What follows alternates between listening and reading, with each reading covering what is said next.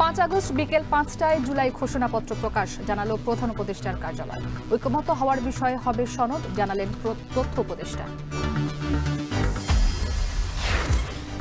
পরিবার চাইলে রায়ের বাজার গণকবর থেকে তোলা হবে 114 জুলাই শহীদের মরদেহ, বললেন স্বরাষ্ট্র উপদেষ্টা।